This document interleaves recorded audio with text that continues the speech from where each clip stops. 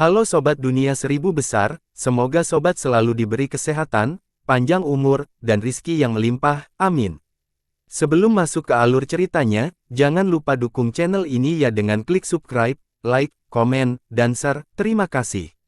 Mari kita lanjutkan perjalanan, Li Qiye. Kakak Wang, jangan bercanda. Xing Shui tersipu dan buru-buru menyangkal, ini adalah guru baru ruang belajar kami, bangsawan muda Li. Pria itu terkejut mendengarnya dan kembali ke arah Li Qiye sambil terus-menerus menggaruk kepalanya seperti seorang biksu yang mencoba menyentuh rambutnya. Tempat mereka belum pernah memiliki guru sebelumnya, jadi ini sungguh tidak terduga.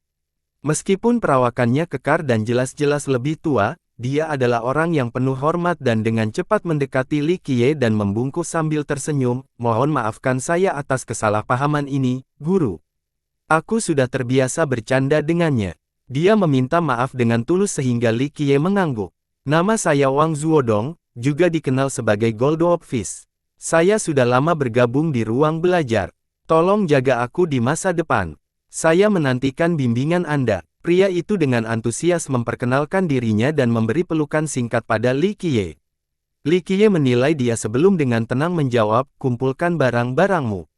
Kelas pertama akan dimulai hari ini." Goldop tidak berani menunjukkan sedikit pun dan mengumpulkan barang-barangnya sebelum mengikuti Li Qiye.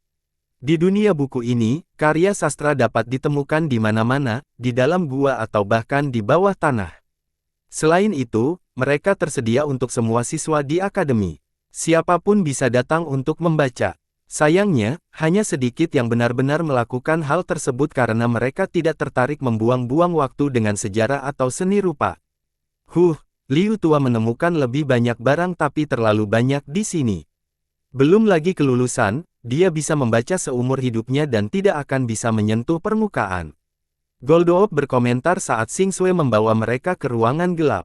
Aula besar ini juga sangat sepi seperti ruang belajar lainnya. Mereka bisa mendengar serangkaian batuk bergelombang di dalam ruangan ini. Sepertinya olah pria itu hendak batuk-batuk. Rak-rak berjajar di antara dinding dengan buku-buku di mana-mana. Ada bau berjamur yang unik seolah-olah seseorang sedang berjemur di lautan teks. Setelah berjalan melewati barisan rak, mereka menemukan seorang lelaki tua di sudut ruangan. Dia duduk di depan meja dengan lampu minyak yang berkedip-kedip tidak berfungsi dengan baik. Cahaya yang menyinari wajahnya membuatnya semakin kuning. Postur tubuhnya sangat buruk saat dia membalik-balik halaman sambil mengoceh, "Limpa emas, limpa emas." Sesekali ia terbatuk-batuk cukup keras hingga membuat punggung yang bungkuk semakin bungkuk. Pria itu terlalu fokus untuk memperhatikan kelompok Li Qiye. "Liu tua," Xing Shui berseru. Dia masih tidak mendengarkan dan terus membalik halaman. "Jika Anda ingin menemukan limpa emas dan jarum giok, Anda mencari tempat yang salah." Li Qiye berkata datar. Ledakan. Buku di tangan lelaki tua itu jatuh ke tanah seperti tersambar petir. Dia berdiri dan menatap tajam ke arah Li Qiye, ketakutan. Liu tua, kembalilah." Xing Shui mengulurkan tangan di depan wajah lelaki tua itu. Bagaimana kamu tahu?" Orang tua itu akhirnya bertanya dengan heran. "Saya tahu segalanya di ruang belajar." Li Qiye berkata dengan acuh tak acuh. "Bagaimana aku harus memanggilmu, bangsawan muda?" Orang tua itu kembali tenang. "Liu tua, aku punya kabar baik untukmu. Bangsawan muda ini adalah guru baru kami, Anda memiliki seseorang untuk dimintai bantuan sekarang." Goldop tersenyum dan berkata, reaksi lelaki tua itu sama seperti reaksi Goldop sebelumnya. Terkejut, dia membungkuk ke arah Li Qiye dan berkata, "Saya memiliki mata tetapi tidak dapat melihat Gunung Tai dan kedatangan Anda. Namaku Liu Jinseng, yang lain memanggilku Liu tua." Tubuh bungkuknya beringsut mendekati tanah saat dia memerintahkan kepalanya. "Ayo pergi, ini waktunya kelas pertama." Li Qiye mengangguk dan berkata sebelum pergi. Xing Shui disusul dengan dua orang lainnya tepat di belakangnya. Goldop berkedip pada Liu tua, ketiganya sangat akrab satu sama lain dengan cara berkomunikasinya masing-masing. Dia ingin bertanya apakah Liu tua mengetahui siapa Li Qiye karena Liu tua adalah yang tertua dan paling berpengetahuan di kelompok mereka. Biasanya, Liu tua akan menjawab tetapi kali ini dia tampak serius dan tidak menanggapi. Akhirnya, Li Qiye membawa rombongan itu kembali ke aula utama. Li Qiye duduk di posisi utama sementara tiga lainnya duduk di hadapannya. Kedua pria itu sangat hormat dan duduk di sana seperti murid yang patuh, meski lebih tua dari Li Qiye. Li Qiye menatap ketiganya dan berkata, kemungkinan besar aku tidak akan lama berada di sini tapi kalian bertiga akan tetap menjadi muridku. Saya tidak ingin mendengar hal-hal negatif yang dapat merusak reputasi saya di kemudian hari, jadi selama saya di sini, semuanya terserah saya. Terlepas dari perasaanmu sekarang, kamu akan menyadari bahwa berperilaku baik adalah tindakan terbaikmu di hadapanku. Min Sui tidak mengatakan apapun karena sifatnya. Dua orang lainnya juga tetap diam, mereka punya alasan untuk berada di sini. Oke, giliranmu untuk berbicara. Li Qiye memberitahu kelompok itu. Min Sui menundukkan kepalanya. Dia punya masalah kurang percaya diri sementara Liu Tua juga tidak mau berbicara. Guru, apa yang Anda ingin kami bicarakan? Goldoop yang relatif ramah bertanya. Li Qiye menjelaskan, Celestial memiliki 5 ruang kelas, tapi saya hanya akan fokus pada ruang belajar kita. Ini jauh lebih sederhana daripada 4 lainnya, dan saya yakin kalian punya alasan untuk memilihnya. Saya ingin mendengar keinginan. Yang ketiganya saling melirik, tidak ada seorang pun yang mau berbicara mengenai masalah ini. Baiklah, aku akan menjadi pribadi. Keluarlah sekarang, hanya satu yang masuk. Li Qiye mewakili lengan bajunya. Mereka bertiga berdiri di luar dan tidak ada yang mau menjadi yang pertama. Untuk beberapa alasan yang tidak diketahui, kedua pria itu mewaspadai Li Qiye. Perasaan ini datang dari lubuk hati yang terdalam. Haha, Penatua Liu, Anda yang paling bijaksana di antara kami dan mungkin memiliki wawasan yang baik tentang guru baru kami. Mengapa kamu tidak pergi dulu dan berbicara dengannya? Goldoop memberi tahu Liu Tua untuk menghindari pergi duluan. Dia biasanya memanggil pria itu, Liu Tua, tapi sekarang, dia mengubahnya menjadi sapaan hormat untuk mendorong pria itu ke dalam api. Liu Tua meliriknya dengan pandangan menghina dan berkata, kamu mungkin takut ketahuan, pergilah dulu. Kita akan melihat siapa yang bisa berdiri paling lama di luar.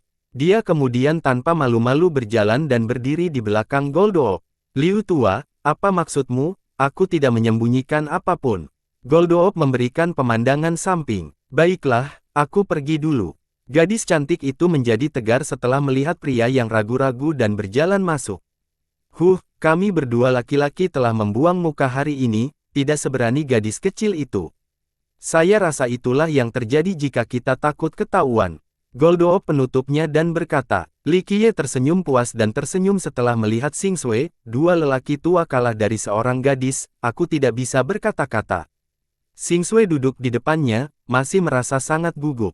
Dia mendongak dan berkata, Guru, saya di sini untuk belajar. Faktanya, tidak banyak orang yang ingin tinggal di ruang belajar tanpa tujuan lain. Tentu saja, mereka dapat menikmatinya sebagai titik awal sebelum dipindahkan ke ruang kelas lain. Aku percaya, Li Qiye berkata, alasanmu lebih murni dibandingkan dua lainnya, untuk membaca semua buku di sini. Dia kemudian memfokuskannya, tapi, pernahkah Anda berpikir bahwa ini juga merupakan jenis pengungsi?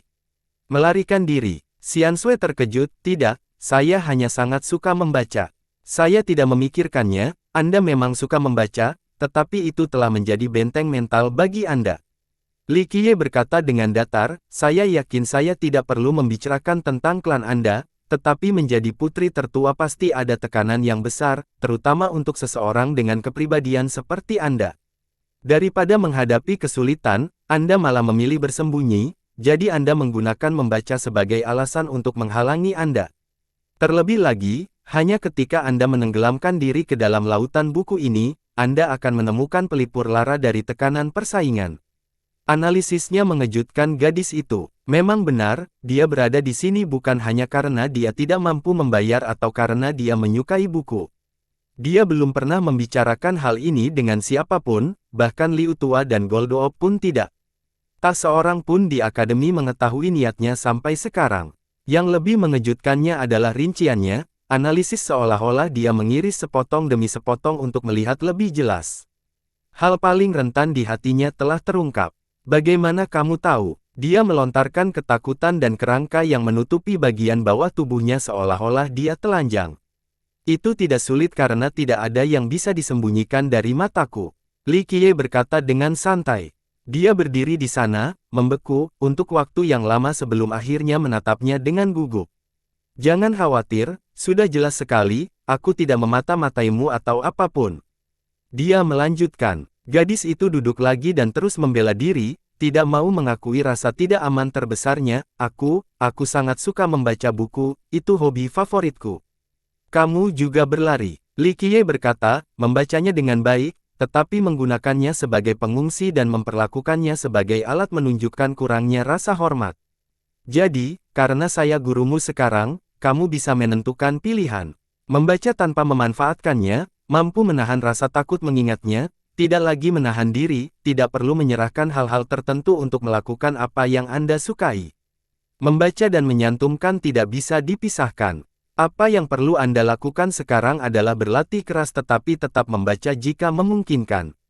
Xing Shui membayangkannya. Dia memang putri tertua dari klannya tetapi bakatnya lebih rendah dibandingkan saudara-saudaranya. Hal ini menciptakan tekanan besar pada dirinya sejak muda sehingga dia melarikan diri ke ruang belajar untuk mencari lautan buku. Untuk melangkah lebih jauh, hati Dao adalah yang paling penting. Li Qiye berkata, atasi rasa takutmu dan nikmatilah luasnya langit dan bumi. Pada saat itu, Anda dapat membaca apapun yang Anda inginkan atau keluar dan memverifikasi semua legenda umat manusia. Dia tergagap, tidak tahu harus berkata apa. Tanggung jawab ada pada Anda untuk mengatasi rasa takut Anda atau terus menggunakan buku sebagai tameng. Luangkan waktumu untuk berpikir, tidak perlu memberiku jawaban dulu. Dia tetap diam. Li Qiye melihat ini dan mencocokkan lengan bajunya, keluarlah sekarang. Selanjutnya, dia berdiri dan diam-diam pergi. Sementara itu, dua pria di luar tidak mau masuk. Namun, Liu tua tidak tahu malu dan terus mundur ke belakang dan bertindak seolah-olah dia tidak mendengar apapun. Goldoop Fish tidak punya pilihan selain berjalan masuk. Dia membungkuk dengan senyum bahagia setelah melihat Li Qiye. Guru, meski lebih tua, dia ditempatkan seperti murid yang patuh di hadapan Li Qiye. Li Qiye menatapnya dan berkata, mengapa kamu tinggal di ruang belajar? Hehehe, guru, sebenarnya saya punya sedikit rencana. Dia tersenyum canggung dan berkata, saya mendengar ada banyak lukisan dan patung berharga di sini jadi saya ingin menyalinnya dan menjualnya nanti untuk mendapatkan uang belanja. Li Qiye sedikit mengangkat kebahasaan, kamu mungkin tidak mengetahui hal ini tapi aku benci ketika orang mencoba menjadi pintar di depanku. Ditambah lagi, keturunan Wang Ao tidak boleh menodai prestisenya. Bagaimana Anda tahu bahwa pria itu melompat dan menatap Li Qiye dengan tidak percaya. Dia belum menceritakan latar belakang kepada siapapun sebelumnya, tetapi Li Qiye mampu mengungkapkan selain nama leluhurnya. Tidak ada yang bisa disembunyikan dari mataku. Li Qiye kembali mengulangi kalimat ini. Goldoop sedikit ketakutan sebelum menenangkan diri dan bertanya, Guru, Anda tahu sihir? Tidak perlu melakukan itu, sekilas sudah terlihat jelas bahwa kamu adalah keturunan Wang Ao. Li Qiye berkata sambil tersenyum. Anda kenal leluhur saya, Guru. Mulutnya terbuka lebar karena nenek moyangnya sudah lama meninggal. Li Qiye hanya tersenyum dan tidak menjawab. Goldoop menggaruk kepalanya dan berkata, jika Anda sudah mengetahui asal-usul saya, maka tidak ada gunanya menyembunyikannya, saya kira. Ya, saya memang dari klan Wang, tapi sekarang sudah jatuh. Kami telah kehilangan teknik kami. Itulah alasan kamu ada di sini, untuk menemukan hukum sumpah leluhurmu, kata Li Qiye. Kamu juga bisa menebaknya. Rahang Goldoop hampir jatuh ke tanah. Wang Ao berasal dari ruang belajar, jadi jelas kenapa kamu ada di sini. Li Qiye mendengus. Goldoop menarik napas dalam-dalam dan benar-benar yakin pada Li Qiye dengan mengacungkan jempol, kamu adalah dewa, tidak heran mengapa kamu menjadi guru di sini. Orang biasa seperti kami tidak bisa dibandingkan dengan Anda. Dia tersenyum masam dan melanjutkan, ya, Guru, saya benar-benar di sini untuk mencari buku pedoman leluhur. Klan kami percaya bahwa dia telah mengukir hukum rahmat ini di suatu tempat di sini, tapi yang tahu di mana tepatnya. Para tetua sudah memiliki panduannya sebelumnya jadi mereka tidak mempedulikan hal ini, sampai generasi kita. Kita tidak punya pilihan selain mencobanya meskipun tidak memiliki petunjuk. Jadi ternyata Goldoop Fish berasal dari klan besar yang mengalami kemunduran. Nenek moyang mereka adalah dewa tertinggi yang luar biasa yang datang dari ruang belajar. Dia ada di sini untuk menemukan buku pedoman nenek moyang mereka yang hilang. Itu metode yang bagus. Klan Anda bisa memburu kapan saja atau bahkan hancur, tetapi akademi akan selalu ada di sini. Dia telah mengukir hukum agungnya di suatu tempat di sekitar sini dan hanya keturunannya yang bisa memahaminya. Ini adalah metode yang baik untuk memastikan bahwa warisan akan diturunkan. Wang Ao cukup pintar, Li Qiye berkata sambil tersenyum. Guru, kamu kenal leluhurku. Goldoop menjadi penasaran. Mungkin guru muda ini sebenarnya adalah monster tua. Li Qiye mewakili lengan bajunya dan berkata, pergilah sekarang, ke hutan batu syukur. Terserah kamu apakah kamu bisa lulus ujian leluhurmu. Setelah Goldoop keluar, Liu Jinseng mengambil waktu sebelum akhirnya memasuki aula utama. Dia membungkuk ke arah Li Qiye sebelum duduk. Saya di sini untuk limpa emas dan jarum giok. Jinseng berkata setelah hening sejenak. Aku tahu, kamu mendesak. Li Qiye dengan acuh tak acuh berkata, yang membuat saya bertanya-tanya adalah bagaimana dewa tertinggi sepertimu menyampaikan ke ruang belajar. Apakah kakek tua dari akademi sekarang buta? Apa yang sedang terjadi? Jinseng terguncang, dan mendongak dengan kilatan cahaya di matanya. Penyakit itu dengan cepat menghilang dan dia tampak tua lagi sambil batuk 2 kali. Jika itu aku, jika ada yang berani membuat rencana atau mencampurkan wilayahku, aku akan menjatuhkan hukuman mati yang mengerikan padanya. Belum lagi dewa tertinggi yang kuat, saya pribadi akan menyampaikan dewa kuno karena melakukan hal itu.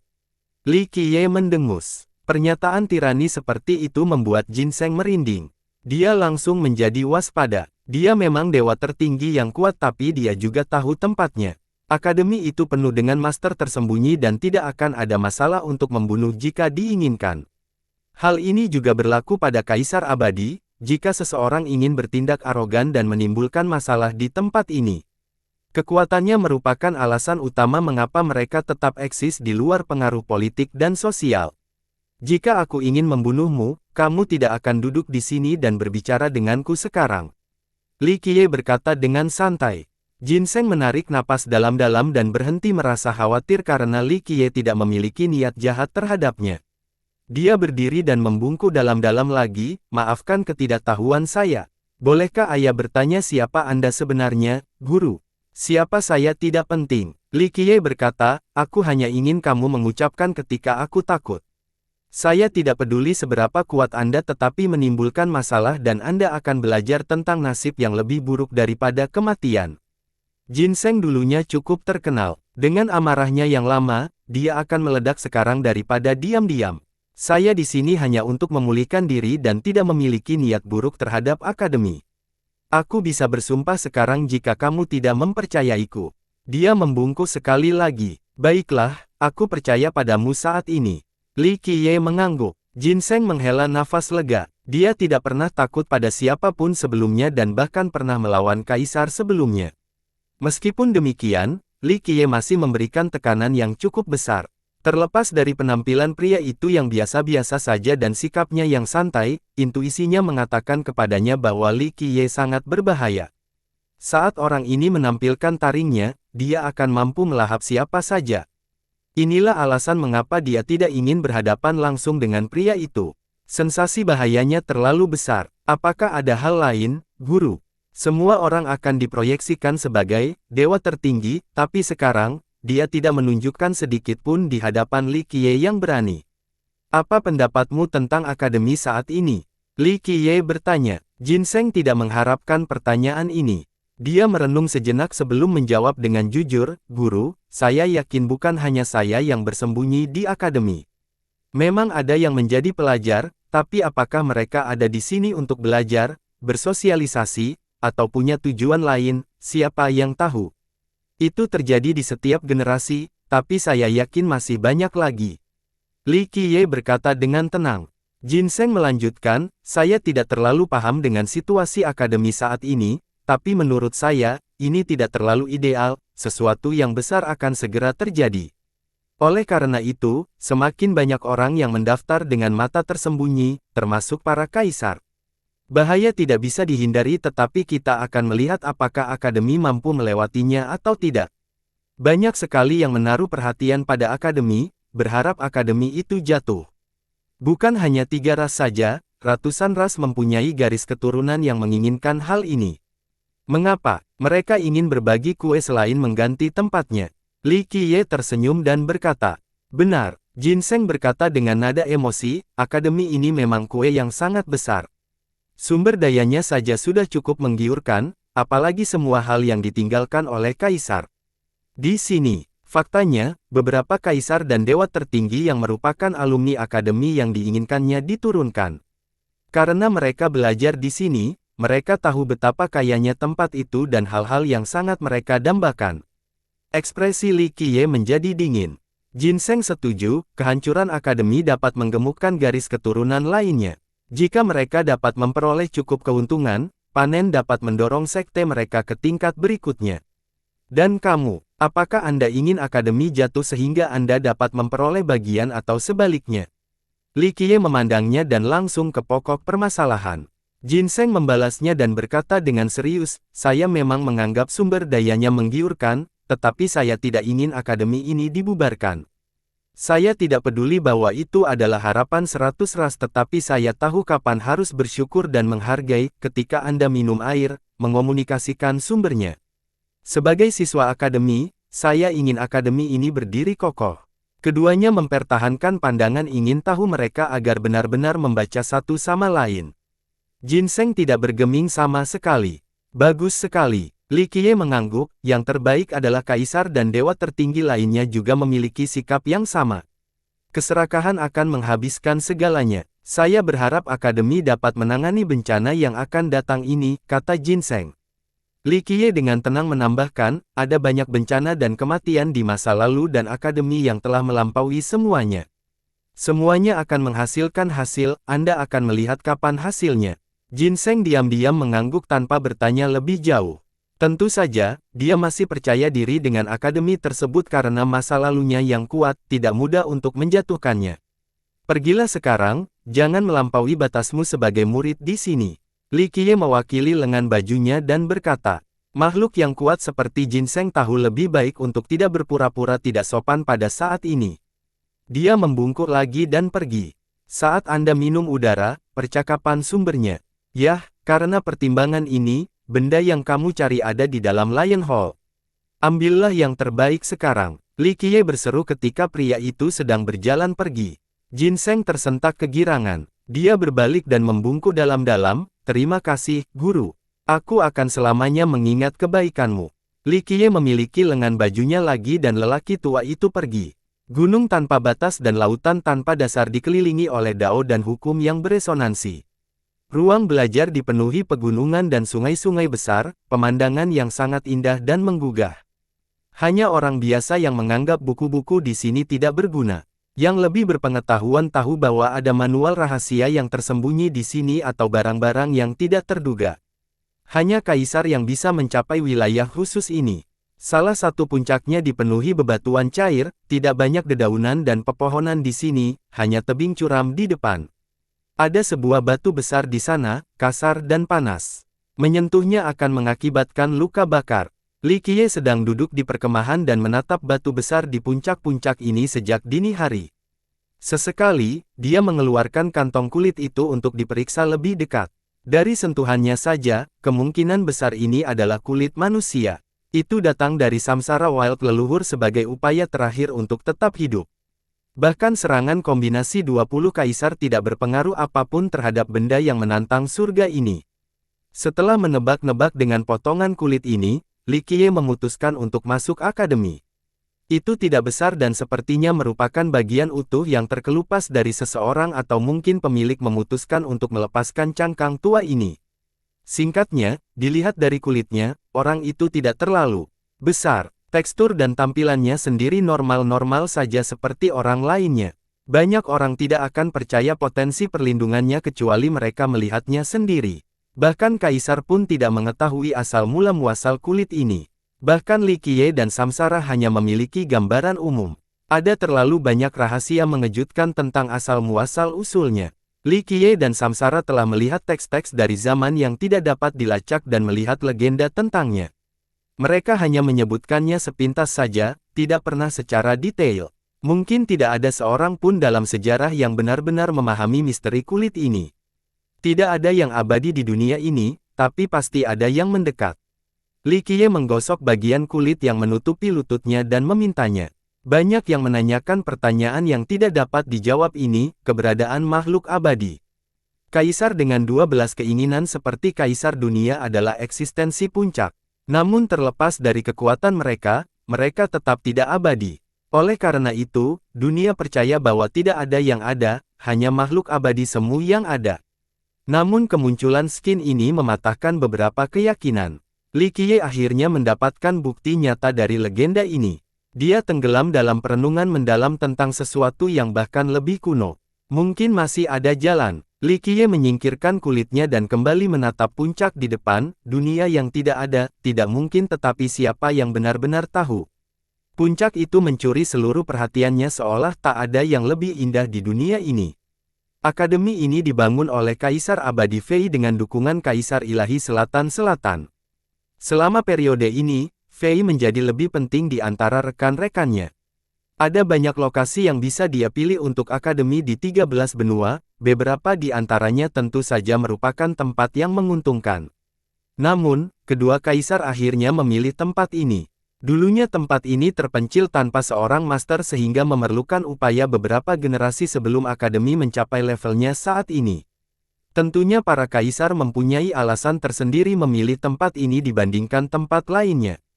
Hanya kaisar tertinggi yang mengetahui rahasia pilihan ini. Yang lebih lemah tidak punya kesempatan untuk mengetahuinya. Tentu saja, Li Qiye mengungkap rahasia di balik akademi ini. Meski begitu, dia tidak bisa memahaminya sepenuhnya. Misalnya, pertemuan puncak singkat yang akan datang. Dia telah menghabiskan satu generasi untuk berpikir tetapi hanya bisa melihat permukaannya. Kedalaman tertinggi di sini cukup kabur dan sulit untuk dipahami. Namun, kulit yang diperoleh dari samsara membukakan pintunya, memungkinkan dia untuk melihat dari sudut yang berbeda. Dia mengingat tempat khusus ini di akademi dan kembali menelitinya karena berhubungan dengan kulit manusia. Era khusus ini penuh dengan teka-teki. Faktanya, banyak orang bahkan tidak mengetahui berapa lama zaman mereka telah berlangsung, apalagi yang lebih tua. Li Qiye adalah salah satu orang yang mampu, jadi dia meluangkan waktu untuk menelitinya. Dia membutuhkan barang-barang ini dan beruntung karena pertarungan terakhirnya tidak terwujud. Kalau tidak, seseorang pasti sudah melakukannya. Dia duduk di sana seperti patung sampai hari kedua ketika Ye Xingxue datang menemuinya. Dia menganggap tindakannya cukup aneh karena tidak ada yang bisa dilihat di sini. Dia mencoba yang terbaik untuk pertemuan puncak tersebut, tetapi tidak berhasil. Tentu saja, jika dia benar-benar bisa melihat sesuatu, maka kaisar tertinggi lainnya akan merasa malu. Meski begitu, dia dengan sabar menunggu di sana. Matahari terbit dan terbenam dan hari-hari berlalu. Li Qiye akhirnya terbangun dan gemetar dengan suara gemerisik saat debu dan abu jatuhan darinya. Itu pasti mungkin. Li Qiye datang. Dengan maksud yang tajam, orang tua itu juga menyadari hal ini pada saat itu, tidak heran dia memberitahuku tentang hal itu. Dia menarik napas dalam-dalam tentang potensi jalur baru, mungkin waktunya sedang berubah. Seseorang yang memiliki harta warisan sudah cukup langka tetapi masih banyak lagi yang akan datang. Urusan duniawi sangat sulit untuk diprediksi. Li Qiye merasa cukup nyaman karena dia baru saja menyambut banyak orang dengan membuka pintu baru. Banyak yang telah mencoba melakukannya sebelumnya tetapi tidak berhasil. Dia tertawa keras dan menggenggam tangan sebelum berdiri dengan gembira. Guru, gadis yang telah menunggu berjalan ke kondisi dan membungkuk.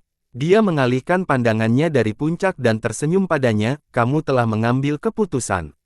Dia datang dengan persiapan mental tanpa ragu-ragu. Meskipun dia masih gugup, dia menjadi lebih yakin. Kamu benar, guru. Dia mengangguk, saya benar-benar harus berubah daripada hanya bersembunyi seperti kura-kura di dalam cangkangnya.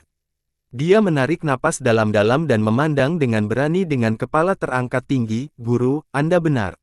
Aku kurang berbakat dibandingkan rekan-rekanku di klan, jadi aku menjadi malu-malu.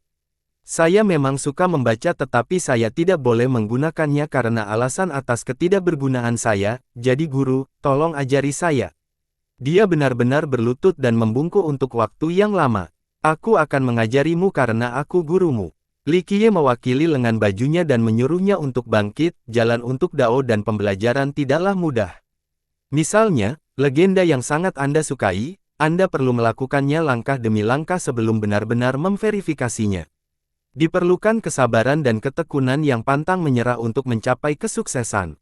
Jangan lupa apa yang benar-benar Anda inginkan dan Anda akan mampu melangkah jauh. Dia membalasnya dan berkata dengan keyakinan, "Guru, saya tidak berbakat atau cerdas, mungkin saya tidak akan mencapai tingkat yang Anda bicarakan, tetapi saya akan terus mencoba selama ada kesempatan agar tidak membiarkan Anda turun." Memiliki pemikiran ini adalah awal yang baik. Li Qiye mengangguk, tidak ada seorang pun yang terlahir dengan hati dao yang gigih, itu tidak mungkin. Seseorang saja bisa memiliki bakat tertinggi saat lahir, tetapi hati dao membutuhkan pemolesan dan kesulitan. Bekerja keras, tekun, pantang menyerah, Anda akan mampu memiliki hati yang cemerlang dan cemerlang. Dia diam-diam mengangguk dan menghafal setiap kata. "Ayo, aku akan menunjukkan tempatmu," Li Qiye berkata sebelum pergi. Dia dengan cepat mengejarnya meskipun tidak tahu apa yang menantinya. Yang lain menyerah tapi Li Qiye tidak, jadi dia akan mengambil langkah selanjutnya. Ada terlalu banyak anggota luar biasa di klan dibandingkan dengan dia. Pemikirnya sebagai anak perempuan tertua jauh tertinggal dibandingkan dengan kegemarannya membaca. Karena itu, para senior di klan sudah melupakannya. Bahkan orang tuanya menganggap dia tidak layak untuk dirawat sehingga mereka membiarkan melakukan apa yang dia mau. Klan tersebut sering menegur atau mengolok-olok hobinya. Di mata mereka, membaca literatur dan buku sejarah yang tidak masuk akal ini hanya membuang-buang waktu dan cara hidup yang tidak pantas. Oleh karena itu, dia lari dari budidaya dan keluarganya. Tinggal di ruang belajar memberikan kebebasan, tidak ada yang akan memarahi atau mengolok-oloknya di tempat ini. Sayangnya, dia masih merasa tidak aman saat berada di sini. Li Qiye benar tentang dia yang menggunakan membaca sebagai pengungsi dan dia tentu menyadari hal ini. Tapi sekarang, Li Qiye tidak mengejeknya dan memberikan kesempatan. Ini membuka pintu di hatinya, memungkinkan dia keluar dari bayang-bayang dan menuju matahari. Dia membawanya ke puncak yang berbeda dengan sebuah rumah yang terbuat dari batu di atasnya, tidak ada apapun di dalamnya kecuali gambar yang menutupi dinding. Lebih tepatnya, itu terlihat seperti anak kecil atau seseorang yang sedang bermain-main, bukan karya seni dari seorang master. Li Qiye duduk dan berkata, "Jika kamu telah membaca cukup banyak buku, sekaranglah waktunya untuk menguji kamu. Perhatikan baik-baik dan pelajari makna di tempat ini." Dia belum pernah ke sini sebelumnya karena ruang belajar terlalu besar. Dia bahkan belum selesai membaca perpustakaannya, apalagi tempat-tempat lainnya. Dia fokus dan mendekat untuk melihat gambar-gambar di seluruh dinding dan langit-langit. Orang akan mengira seseorang hanya main-main karena terlalu jelek. Bahkan anak berusia 3 tahun pun tidak akan menggambar seburuk ini.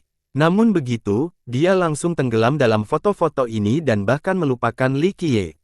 Dia duduk di sana menunggu, sepertinya tertidur. Setelah sekian lama, dia akhirnya selesai memeriksa semua gambar dan teringat bahwa Li Qiye ada di sini. "Guru, maaf, saya terpesona." Dia merasa tidak enak karena kurang pantas. Li Qiye tidak memarahinya, seseorang mungkin mengabaikan makanan dan tidur saat mencari dao. Ini adalah pengalaman yang luar biasa. Baiklah, waktunya mengujimu. Dia dengan santai menunjuk ke gambar dengan garis-garis bengkok. Kelihatannya seperti rusa tetapi hidungnya terlalu panjang di atas 3 garis miring di depannya, sepertinya dibuat-buat. Rusa berhidung panjang ini adalah Kijang Song dalam legenda. Saya pernah melihatnya di buku. Garis ketiga tersebut melambangkan sungai Si karena disitulah tempat tinggal rusa.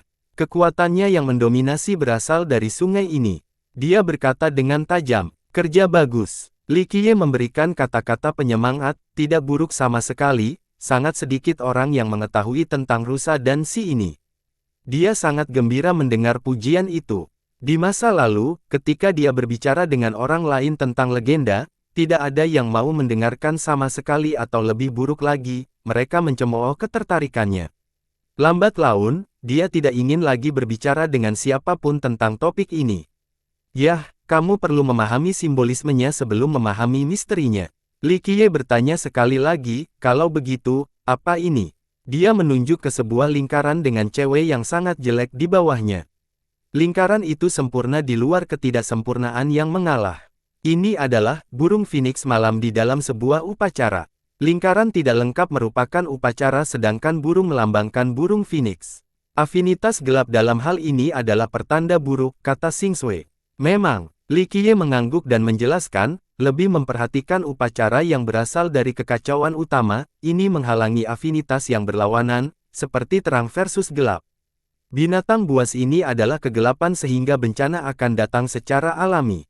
Upacara ada untuk menghentikan. Jadi begitu, saya pikir ini hanya tentang burung. Xing Shui senang mengetahui lebih lanjut. Bagaimana dengan ini? Li Qiye menunjuk ke gambar yang berbeda. Begitu saja, dia menyuruhnya menganalisis gambar-gambar itu dan akan menjelaskan mana saja yang dia tidak mengerti. Coretan amatir di sini sebenarnya adalah bagian dari legenda. Masing-masing adalah binatang mitos, hanya ahli terpelajar yang dapat memahami maknanya. Anda telah melakukannya dengan baik untuk menyadari pentingnya hal ini. Ini adalah langkah pertama dalam memahami misteri di dalamnya. Mereka akan membuka jalan baru bagi Anda. Dia berkata setelah dia selesai memeriksa semua gambar. Itu adalah momen yang menyenangkan dan memuaskannya karena pujian bukanlah sesuatu yang sering dia dengar. Lebih penting lagi, dia juga mengakui pengetahuannya dari pembelajaran sebelumnya. Dia jelas tidak memiliki rasa persetujuan. Dia akhirnya menenangkan diri dan berkata, "Guru, maksudmu foto-foto ini adalah merit law?" Dengan itu, dia melihat sekilas ke kamar itu lagi. Meskipun mereka terkait dengan banyak legenda, dia tidak bisa memberikan interpretasi lain. Li Qiye mengangguk, "Ya, ini adalah hukum kebajikan, tetapi jika Anda tidak dapat memahami makna di dalamnya, mengetahui bahwa ini adalah hukum kebajikan tidak ada gunanya. Ini bukan legenda tetapi juga sebuah buku sejarah tebal yang berisi kisah-kisah lama dan sistem Dao kuno. Hanya dengan memahami buku ini Anda dapat memahami secara mendalam hukum tersebut. Sebuah hukum yang terkandung dalam sejarah." Xing Shui terkejut, ini adalah pertama kalinya dia mendengar tentang masalah ini. Bagi para pengamat, hukum prestasi dan sejarah adalah hal yang terpisah dan tidak ada ketentuan satu sama lain. Inilah alasan mengapa orang tidak peduli dengan sejarah atau legenda. Dongeng-dongeng ini dimaksudkan untuk menidurkan anak-anak, itu saja. Di dalam buku ada emas dan batu giok, bukan hanya hukum prestasi. Sejarah yang ada di hadapan Anda dan mencetak memerlukan penelusuran ke sumbernya. Sebelum memahami maknanya, Anda tidak akan bisa melewati pintu itu. Li Qiye tersenyum dan berkata, "Lalu bagaimana aku harus memulainya?" Dia harus bertanya dengan penuh minat. "Dao selalu ada di hatimu." Li Qiye berkata sambil tersenyum dan mengulurkan tangan ke depan untuk menarik jalan keluar dari tanah.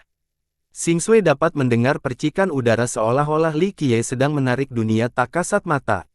Di tengah kebingungannya, dia meletakkan tangannya di dahinya dan dengan tegas menyatakan, "Gunakan hatimu untuk merasakan Dao di hatimu." Suaranya penuh karisma dan pengaruh, menenggelamkan semua orang di dalamnya. Xing Shui perlahan menutup matanya, merasakan dirinya tertidur lelap. Saat dia membukanya sekali lagi, dunia di hadapannya telah bergeser, tidak ada rumah dan Li Qiye. Sebuah sungai besar mengalir di hadapannya dengan arus yang deras. Namun, kali ini tidak ada suara yang keluar di dunia yang sunyi ini. Dia tiba-tiba teringat tentang sebuah legenda setelah melihat sungai ini, mengembak. Lagu jeritan Kijang mengganggu ketenangan saat ia berlari kencang ke hulu. "Legenda," gumam Sinexue setelah melihat ini. "Itu adalah legenda lama yang diceritakan kepada banyak anak sebelum tidur." Rusa itu menoleh untuk melihat Xing Shui sebelum melaju kencang dan menghilang ke sungai. Lagu rusa menunggangi dia segera mengejar dengan memasuki sungai. Namun, saat dia menginjak satu kakinya, terdengar suara dengungan. Dia didorong kembali ke posisi semula. 3 garis. Dia teringat akan sesuatu yang lain dan ringkas, 3 inci per langkah, 3 langkah per shift. Inilah jalan rusa. Dengan itu, dia menjalankan keyakinannya. Benar saja, ketika dia melakukannya, dia akhirnya bisa mengikuti rusa itu. Dia mengalami satu demi satu legenda di dunia yang berbeda, dari Kijang Song hingga burung phoenix malam. Ini membuatnya kesurupan yang aneh.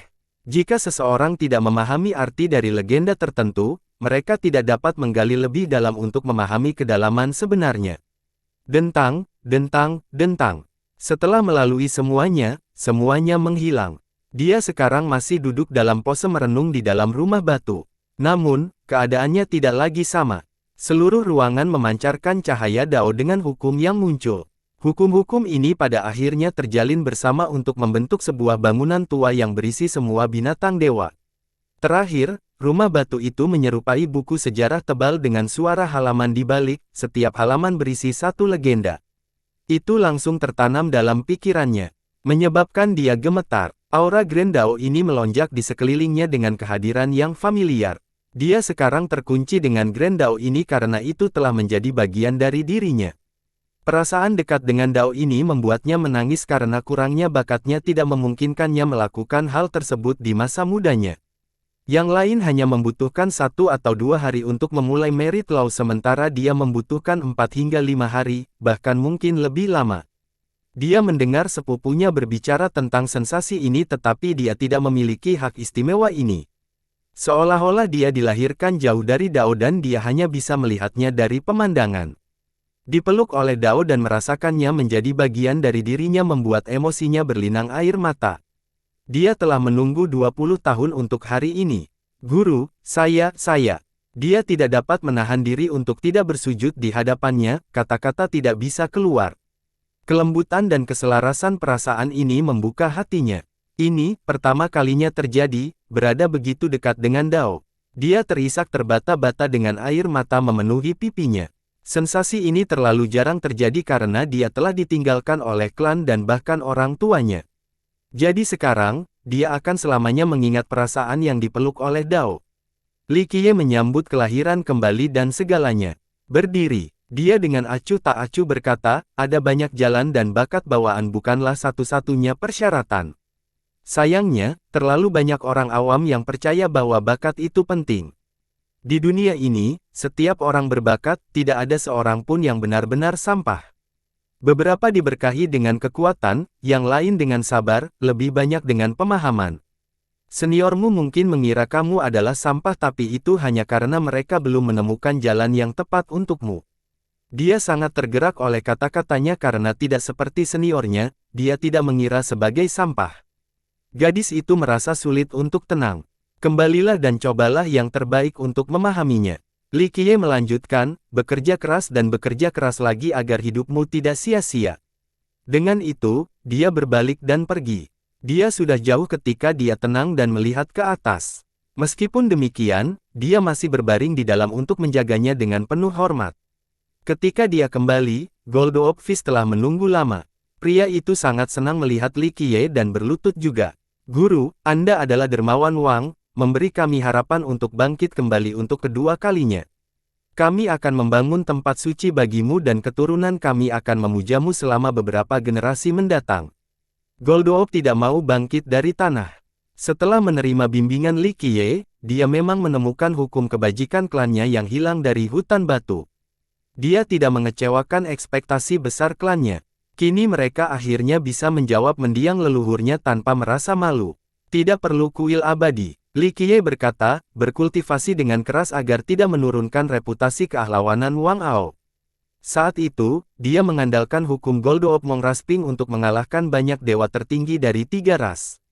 Guru, saya akan selamanya mengingat hal itu, tidak pernah mempermalukan nama leluhur yang termasyhur. Ia kembali menundukkan kepalanya sambil menjawab dengan keikhlasan yang datang dari hati. Li Qiye mengangguk dan kembali ke kamarnya. Pria yang sujud di tanah akhirnya bangkit. Meskipun Li Qiye telah menutup pintu, dia terus menatap ke arah itu dan membungkuk ke dalam. Pada hari-hari berikutnya, Li Qiye tidak mengajarkan apapun kepada kelompok itu. Menurutnya, tugas guru adalah menunjukkan kepada siswa dan sisanya harus mereka kerjakan sendiri. Di luar melatih dirinya sendiri, dia menghabiskan lebih banyak waktu untuk fokus pada kantong kulit. Samsara, dia menganalisisnya dengan hati-hati sambil memeriksanya dengan pertemuan puncak lainnya. Tujuan dari skin ini sangat sederhana, pertahanan yang mampu menghentikan serangan terkuat di dunia. Sayangnya, ini bukanlah tujuan Li Qiye. Dia ingin menghubungkan kulitnya dengan puncak itu untuk menemukan petunjuk dan membuka portal baru ke dunia yang tidak ada. Itu adalah tempat yang tidak dapat dijangkau bahkan oleh 12 kaisar. Dia perlu melihatnya karena dia memerlukan hal-hal tertentu di sana. Ini telah menjadi duri di dalam hatinya sejak lama. Dia menghabiskan beberapa generasi tanpa menemukan terobosan apapun hingga sekarang. Kulit ini adalah cara dia menemukan portal. Setelah berbagai perkiraan, akhirnya dia menemukan hubungan antara puncak dan kulit. Berdengung, dia menata kulitnya dan mengeluarkan kilau samar.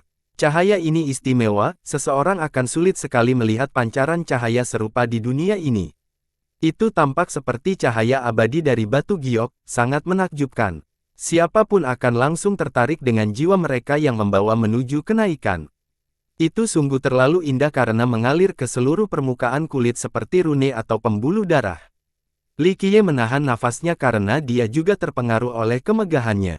Terlebih lagi, dia menghafal baris-barisnya karena rahasia yang tersembunyi di dalamnya. Setelah sekian lama, semua garis mengalir muncul di kulit. Mereka tiba-tiba bersatu membentuk suatu sosok. Angka ini terlalu samar dan tidak dapat dikenali. Siapa yang tahu apakah ini laki-laki atau perempuan? Memang hanya sebesar kepalan tangan namun muncul membuat kulitnya seluas dunia. Sosok ini hanyalah salah satu makhluk hidup di sana. Mata Li Qiye menjadi dalam dan seolah-olah berjalan di sungai waktu sepanjang zaman. Akhirnya, dia berhenti pada suatu waktu. Dalam sepersekian detik ini, dia bisa melihat wujud asli sosok tersebut. Sosok di kulit itu tiba-tiba terbangun dan kembali menatap Li Qiye. Tatapan mereka tidak dibatasi oleh batasan waktu sehingga mereka saling menatap. Sayangnya, sosok itu bergerak menuju tempat yang jauh. Li Qiye fokus mengingat setiap langkah. Dia mengalami kekayaan seumur hidup. Akhirnya, sosok itu menyelesaikan dan menjadi lelah. Ia telah berjalan terlalu lama dan terlalu jauh untuk mencapai kedalaman dunia ini. Sekarang waktunya istirahat. Oleh karena itu, cahayanya menyebar, begitu pula sosoknya, hingga semuanya lenyap. Kulit menjadi sama kembali seperti tidak terjadi apa-apa. Jadi begitu. Li Qiye menggenggam tangan dan tertawa bahak. Dia mendongak dan melihat sinar matahari sebelum tersenyum. Segalanya menjadi begitu indah di mata sekarang. Di generasi ini, orang-orang bertanya kepada saya seberapa yakin saya menghadapi pertempuran yang akan datang. Tanya saya lagi hari ini dan saya akan menjawab, saya akan lolos tanpa cedera meskipun betapa sulitnya hal itu di masa depan. Selanjutnya, Li Qiye keluar dari ruangan dan melihat ketiga siswa menunggu di luar. Guru, semua membungkuk hormat, bahkan tuan yang tersembunyi, Liu Jinseng. Apakah ada masalah? Dia melirik mereka dan bertanya. Mereka sangat berharga. Minsue takut jadi dia menundukkan kepalanya sementara Goldoop hanya tersenyum. Jinseng lah yang angkat bicara. Semester baru saja dimulai dan ada pesta teh di Benteng Sastra. Kami juga ingin ikut bersenang-senang, mohon izin kepada kami, guru. Jinseng bertanya, ketenangan tidak bisa bertahan lama. Li Qiye terkekeh, baiklah, buruk dan pembelajaran tidak selalu dilakukan secara tertutup, tidak apa-apa untuk jalan-jalan keluar, ditambah lagi, aku punya waktu luang jadi aku akan pergi bersama kalian bertiga. Benar-benar. Singsue dengan bersemangat mendongak dan berteriak tetapi dia merasa ini aneh jadi dia segera memerintahkannya lagi. Ayo pergi, itu akan bagus. Mari kita tunjukkan kepada para jenius dari Istana Kaisar dan institusi suci bahwa kita dari ruang belajar bukan hanya kutu buku. Li Qiye menyatakan, kedua ruang kelas itu memiliki kejeniusan yang tak terhitung jumlahnya. Tiga yang paling terkenal di antara mereka seharusnya lebih kuat dari siswa tua seperti kita. Goldoop menggaruk kepalanya dan berkata, Singsue, sebaliknya, tidak terlalu banyak berpikir. Dia hanya ingin keluar dan bersenang-senang. Hanya orang jenius, tidak bisa mencapai puncak. Anda hanya perlu bekerja keras dan suatu hari nanti Anda akan melampaui para jenius itu. Mereka bukan satu-satunya yang tidak ada duanya dalam sejarah. Li Qiye berkata dengan acuh tak acuh. Tentu saja, dia mengarahkan pesan ini ke Singsue dan Goldoop. Salah satunya adalah muridnya sementara yang lainnya adalah keturunan temannya sehingga Li Qiye ingin menjaga mereka. Jinseng tidak seperti keduanya. Dia sudah sangat kuat sehingga para jenius itu sebaiknya tidak memprovokasi dia. Singsue tidak mengatakan apapun tetapi dia mengingat kata-katanya. Dia selalu menikmati menghafal dan menikmati komentarnya. Baginya, itu sama berharganya dengan emas. Goldoop hanya tertawa sambil mengusap kepalanya. Ayo pergi, aku juga ingin bertemu beberapa orang. Li Qiye memberitahu kelompok itu. Di akademi yang luas ini terdapat banyak gua dan sekolah individu yang menempati ruang yang sangat besar. Ada juga beberapa kota tua.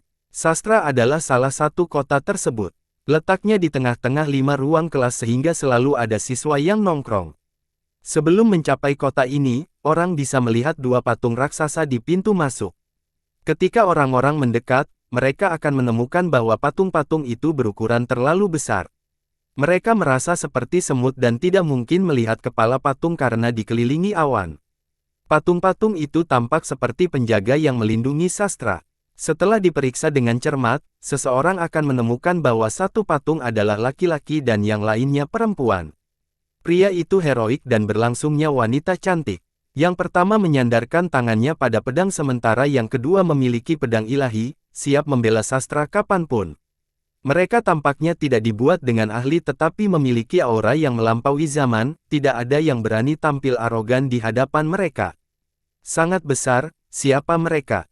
Goldoop di sekitarnya, apakah ini nenek moyang akademi? Li Qiye menatap sekilas mereka dan berkata, mereka adalah Yang Zhenwei dan Guo Xinyu. Siapa? Goldoop belum pernah mendengar dua nama ini, siapakah senior mereka? Xing Sui yang ahli dalam hal ini menjawab, mereka adalah Raja Abadi Harmoni, satu-satunya pasangan suami istri di antara para kaisar. Keduanya lulus dari akademi kami. Harmoni Raja Abadi. Saya tahu mereka adalah keajaiban dari 100 ras kita. Goldoop menggenggam tangan dan berkata, ya, menurut teks, mereka lulus dari akademi kami dan menikah satu sama lain sebelum memikul kehendak surga bersama-sama, masing-masing berempat, sungguh pasangan yang patut ditiru. Dia bersemangat saat menjelaskan karena dia menyukai sejarah para kaisar seperti Harmony Monarchs. Karena mereka berasal dari 100 ras, ada banyak sekali catatan tentang mereka. Dia mencuri pandang ke arah Li Qiye, tersipu malu, takut dia mengatakan sesuatu yang salah karena kurang percaya diri. Li Qiye menyemangatinya, kamu benar. Namun, pencapaian yang paling memuaskan bagi keduanya bukanlah mereka menjadi raja bersama dan juga bukan 4 wasiat. Apa yang aku lewatkan? Dia menutup kepalanya dan melanjutkan, teks mengatakan bahwa pencapaian pertempuran terbesar mereka adalah membunuh Kaisar Agung dengan 8 wasiat. Keduanya berperang melawan kaisar ini sebelum membayar mahal untuk menjatuhkannya. Itu tidak mungkin. Goldoop terkejut, bagaimana mungkin kaisar dengan 4 keinginan membunuh satu dengan 8? Banyak orang memahami bahwa kekuatan yang terkandung dalam kehendak surga sungguh luar biasa. Misalnya, seorang kaisar dengan 4 wasiat jelas berada pada posisi yang tidak menguntungkan dibandingkan seseorang yang memiliki lebih banyak wasiat. Ini seharusnya menjadi jembatan yang tidak bisa diseberangi oleh siapapun. Lebih jauh lagi, 2 kaisar dengan 4 wasiat yang bekerja sama mungkin bisa menghentikan kaisar dengan 5 wasiat. Bagaimana seseorang dengan 8, bahkan 3 kaisar dengan 4 wasiat pun tidak bisa berbuat apa-apa, apalagi doa. Perhitungan di balik kekuatan kehendak surga bukanlah sekedar tambahan sederhana. Dengan demikian, kisah 2 kaisar itu tampak seperti rekayasa. Siapapun yang memiliki akal sehat tidak akan pernah merasa nyaman. Cerita ini telah dipesan oleh beberapa raja abadi, tapi saya tidak begitu tahu detailnya. Xing Sui menjadi sedikit risih setelah Goldoop tidak mempercayainya. Dia tidak mengada-ada, hanya mengingat teksnya. Tentu saja, verifikasinya berakhir di buku karena karakter sekecil semut seperti dia tidak bisa maju ke puncak dari 100 ras dan bertanya. Itulah kebenarannya. Ginseng mengangguk dan membantu, pertempuran itu mengejutkan. Suami istri itu memang membunuh 8 kaisar wasiat, tetapi mereka sendiri hampir mati. Itulah yang tertulis dalam teks, mereka terluka parah. Xing Sui menjadi lebih percaya diri setelah menemukan sekutu. Itu adalah hal lain, sangat sulit dipercaya. Bagaimana mereka melakukannya? Goldoop berkomentar, saya tidak begitu jelas mengenai hal itu. Dia menatap Li Qiye dengan penuh harap. Teks tersebut tidak menjelaskan detail pertempuran itu. Li Qiye terkekeh setelah melihatnya, ada banyak alasan mengapa pembunuhan berhasil. Misalnya keunggulan angka, pemahaman timbal balik dan implisit antara pasangan sehingga serangan kombinasi mereka sempurna. Terlebih lagi, mereka lebih muda dari Kaisar Agung. Hanya dari segi vitalitasnya saja, mereka dapat melanjutkan pertempuran tanpa batas. Dia berhenti sejenak sebelum menyimpulkan, tentu saja, ini bukanlah faktor yang paling penting. Hal yang menentukan hasilnya adalah Grand Dao tertinggi yang diciptakan oleh keduanya, Dao unik yang menggabungkan pedang dan pedang. Saat mereka bertempur bersama, terjadi peningkatan kekuatan pertempuran yang luar biasa, bukan hanya dua kaisar yang bekerja bersama. Pedang dan pedang jagoan itu. Goldoop menarik napas dalam-dalam dan berkata, serangan bersama jarang terjadi di antara para kaisar dan didasarkan pada saling pengertian dan harmonisasi. Biasanya, di mana Anda akan menemukan dua raja yang memiliki tingkat kekuatan yang sama selain memiliki hubungan mental yang tepat. Harmoni Immortal Monarchs lulus akademi bersama sehingga mereka selalu berdampingan. Ada hubungan di antara mereka di luar imajinasi orang luar. Selain itu, Grand Dao tertinggi mereka menyatu, menggabungkan dua Dao terpisah. Petik 2. Dao seperti itu sangat langka dalam sejarah, bisa dipuji sebagai sesuatu yang unik. Inilah yang memungkinkan mereka menjatuhkan Kaisar Agung dengan 8 wasiat. Li Qiye selesai. Goldoop disentuh oleh cerita itu sementara Xing Sui dengan gembira berkata, Guru, Anda menceritakan kisah itu jauh lebih baik daripada saya. Karena keterbatasannya dan kurangnya perjalanan, dia tidak mengetahui rahasia yang hanya diketahui oleh master sejati. Oleh karena itu, Li Qiye secara alami mengetahui lebih banyak detail daripada dirinya sendiri. Goldoop akhirnya menenangkan diri dan melihat kedua patung tersebut, jadi karena pertempuran itu, Akademi membuat patung-patung ini untuk mengenang pencapaian luar biasa mereka. Kamu perlu membaca lebih lanjut. Ginseng menggodanya setelah mendengar ini. Xing Sui juga tersenyum dan tidak repot-repot membantahnya. Liu Tua, apakah aku salah di sini? Katakan padaku mengapa Akademi mendirikan patung mereka saat itu. Goldoop tidak yakin dan menatap Ginseng.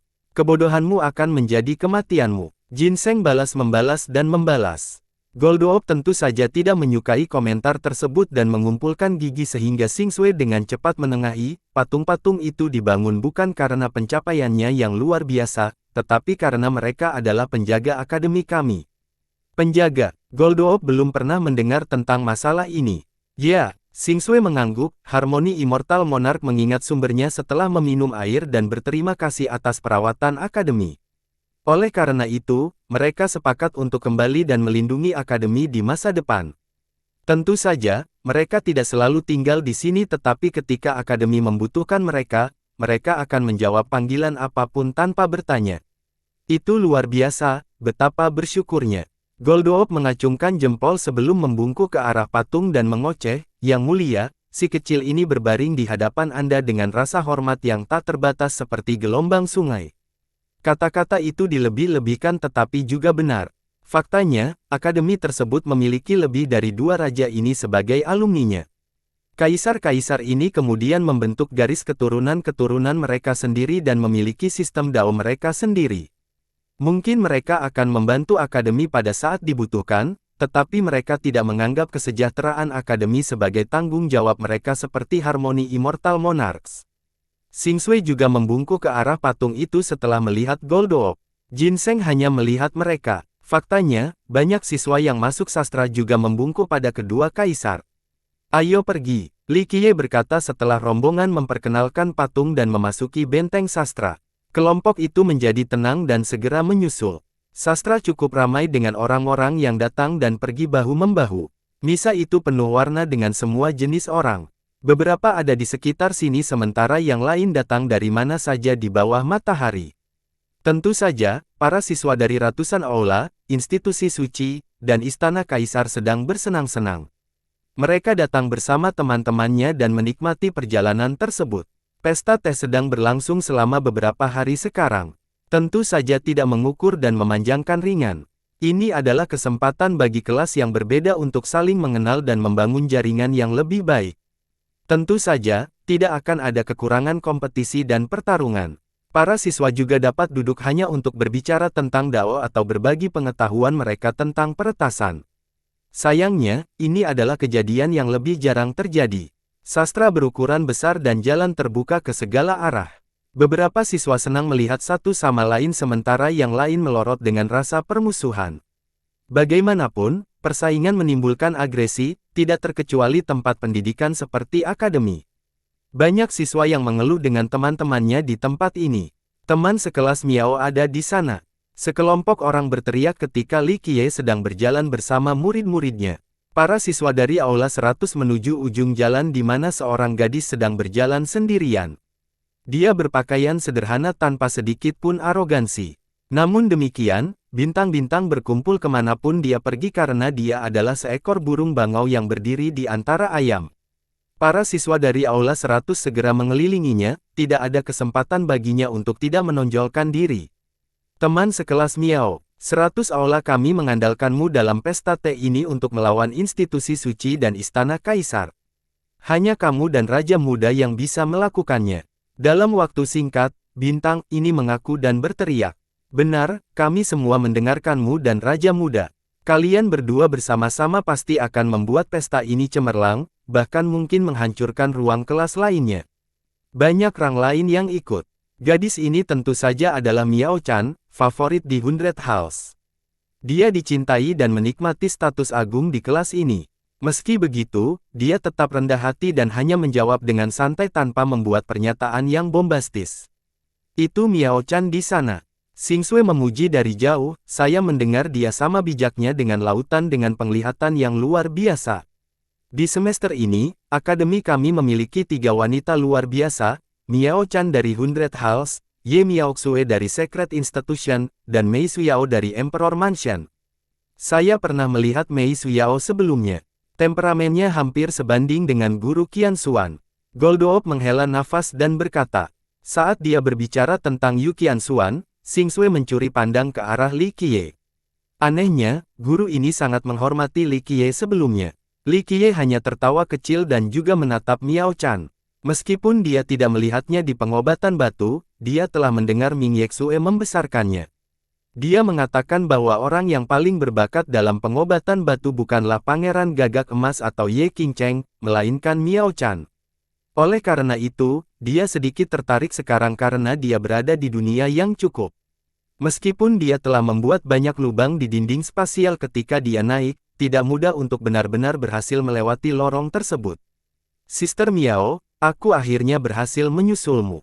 Langkah kaki yang keras terdengar ketika sekelompok siswa laki-laki dari 100 aula berlari mendekat.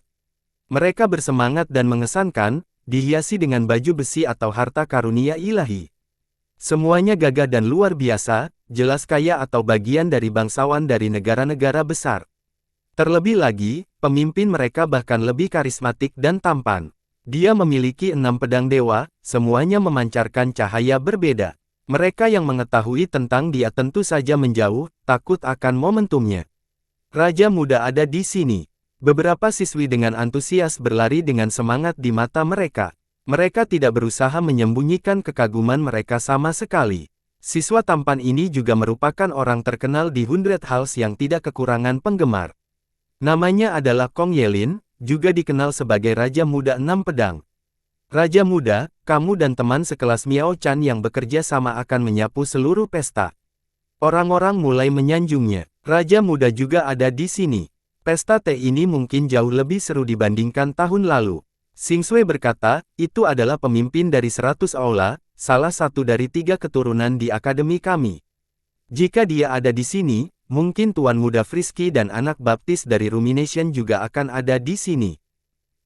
Kudengar Raja Muda adalah putra dewa tertinggi 9 pedang, apakah benar? Goldoop bertanya dengan rasa ingin tahu. Ya, Xing Sui mengangguk, Ren Sheng adalah orang yang membawa ke sini ke akademi, jadi dia adalah orang penting. Itu cukup hebat. Dewa tertinggi memiliki 11 totem dan merupakan pelindung Dao Ren Sheng. Sekarang Ren Sheng adalah Raja Abadi yang nantinya dapat memiliki 8 surat wasiat, dia akan mendapat dukungan yang cukup besar di belakangnya. Dia mungkin di sini hanya untuk membangun koneksi. Goldoop percaya, Xing Sui sepenuhnya benar-benar tentang latar belakang. Bakatnya juga luar biasa sebagai salah satu dari 3 keturunan, cukup untuk bergabung dengan lembaga suci atau istana kaisar tetapi dia memilih 100 aula sebagai gantinya. Akhirnya, ia menjadi pemimpin di sana dan mendapat dukungan para siswa. Sister Miao, akan ada banyak ahli di pesta ini. Namun demikian, saya akan mencoba yang terbaik untuk menjadi yang pertama dan berharap Anda akan menyusun strategi untuk saya. Raja muda mendekati Miao Chan dan berbicara cukup akrab tanpa bermaksud menyembunyikan kekaguman pada matanya. Senior, saya yakin Anda sudah memiliki kartu di tangan Anda. Saya hanya akan menggali di tepi lapangan.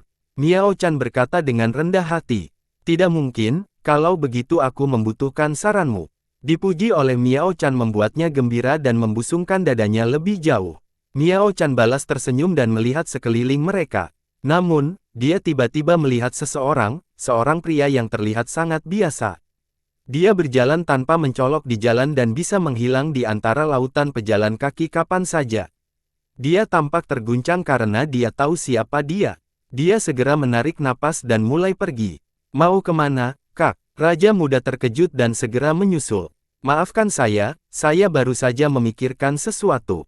Dia menjawab tanpa menoleh ke belakang dan pergi dengan tergesa-gesa. Li Qiye secara alami melihat ini dan hanya tertawa kecil. Meskipun dia membunuh putra mahkota emas dan menghancurkan Heavenhoof, selama Miao Chan pintar, dia tidak peduli membiarkan hidup.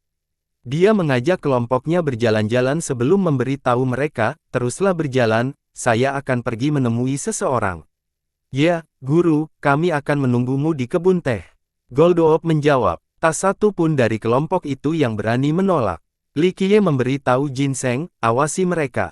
Ginseng dapat menangani masalah apapun karena dia tidak bungkuk. Orang tua itu mengangguk dan terus berjalan bersama dua orang lainnya. Li Qiye kota melewati dan banyak jalan sebelum berhenti di sebuah rumah tua. Pintu kayunya ditutup rapat dengan ketukan. Dia naik dan dengan lembut menariknya kembali untuk mengetuk. Ding, ding, ding. Suara bel dari putaran yang membentur pintu ini sangat menyenangkan. Akhirnya, pintu terbuka, menampakkan seorang pelayan tua. Dia mengenakan jubah abu-abu dan tidak mengatakan apapun setelah melihat Li Qiye, hanya menganggukkan kepalanya. Li Qiye mengangguk kembali dan mengikuti ke dalam rumah, tidak ada apapun di dalamnya selain platform biasa. Li Qiye lalu menaikinya, terseok-seok, berdengung. Platform tersebut terbuka dan menampilkan sebuah portal yang langsung membuat Li Qiye pergi. Selanjutnya, dia muncul di lokasi yang tidak diketahui dengan portal lain. Dia pernah diteleportasi ke tempat lain. Proses ini berlangsung beberapa kali sebelum dia mencapai sebuah rumah besar dengan tindakan perlindungan ekstrim dengan formasi. Penyusup manapun akan ditangani dengan mudah. Namun, dia tidak mempengaruhi dan melangkah masuk, tidak butuh waktu lama sebelum dia sampai di ujung mansion. Ini adalah ruangan kecil dengan lapisan kristal abadi. Seseorang dapat melihat seseorang bermeditasi di sana, termakan dan menyerap awan dan asap. Li Qiye terkekeh dan duduk tanpa keberatan apapun. Guru suci, pria yang bermeditasi segera membuka matanya, menampilkan mengerikan yang berisi 3000 dao di dalamnya. Jangan khawatir, tidak perlu melakukan itu. Li Qiye mewakili lengan bajunya dan berkata, tidak mudah bagi akademi untuk membuat ruangan seperti ini untukmu. Banyak keturunan yang mengungkapkan kekayaannya ke dalamnya. Mohon maafkan muridmu karena tidak bisa berdiri dan menyapamu, padahal aku sangat ingin melakukannya. Pria itu berkata dengan emosional. Akan ada lebih banyak peluang di masa depan. Li Qiye tersenyum dan menenangkan, kamu adalah asura yang terkenal, jangan terlalu emosional seperti seorang gadis. Sekarang, orang di dalam tersenyum kecut setelah mendengar ini, mungkin karena aku sudah lama tidak bertemu denganmu atau mungkin usia tuaku mulai menyusulku.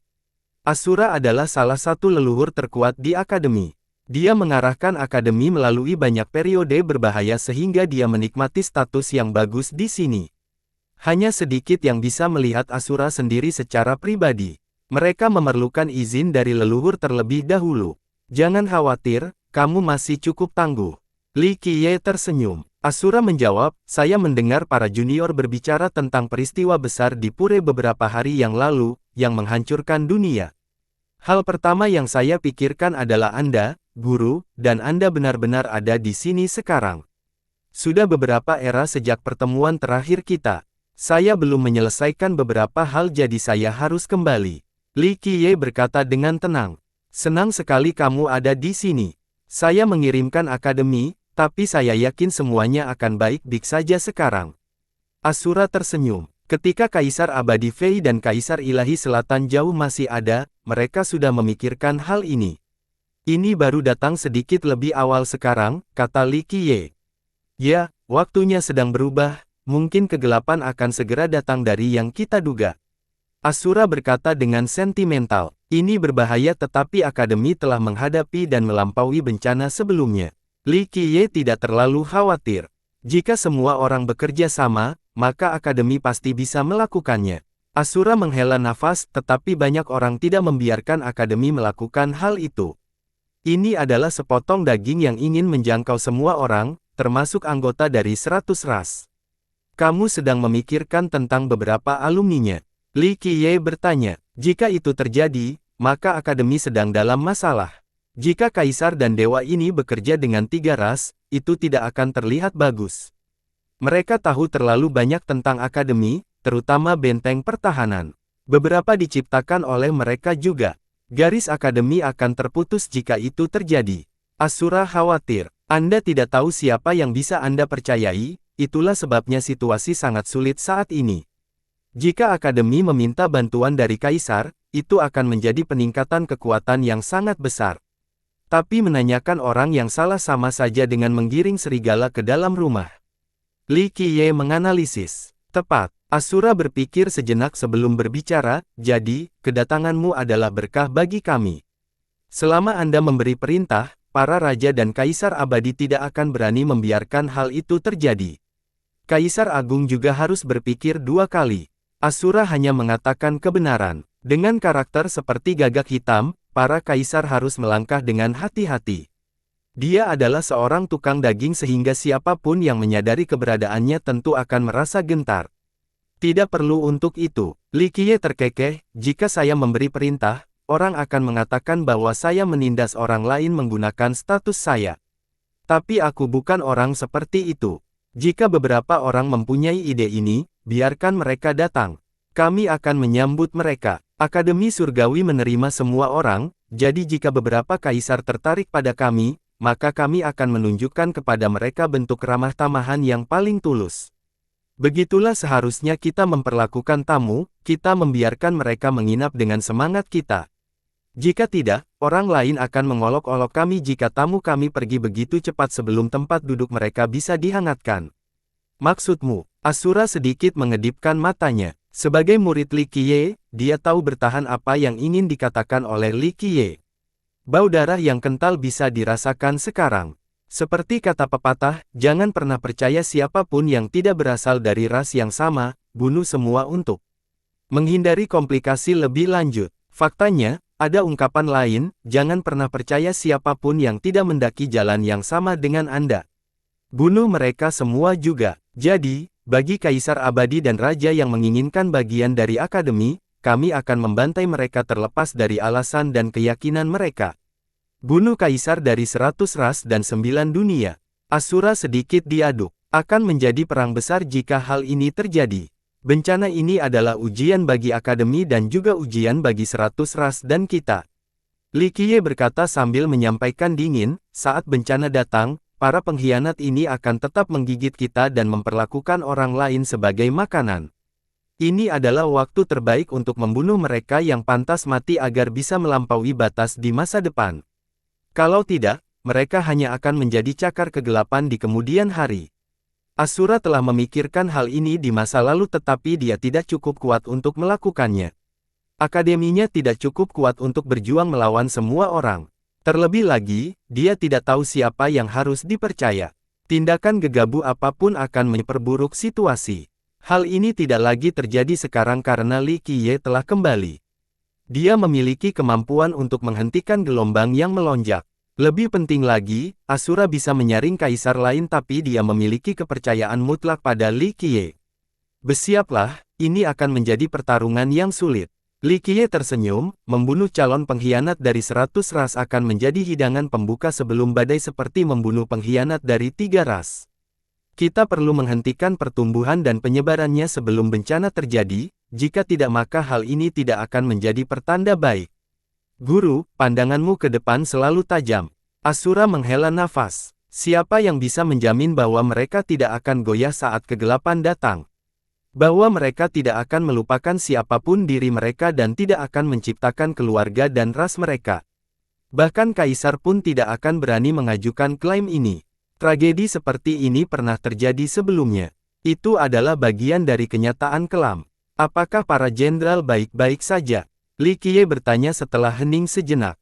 Mereka seharusnya baik-baik saja. Asura menjawab, kami tidak bisa berkomunikasi atau bertemu, tapi tanda Anda masih ada. Itu bagus kalau begitu. Li Qiye mengangguk, saat aku meninggalkan dunia ini, saat itulah kalian semua akan mengangkat sayapmu tanpa perintahku. Aku yakin Bangau Putih akan terbang tinggi, dan semua kejayaan akan menjadi milik kelompokmu. Bersambung.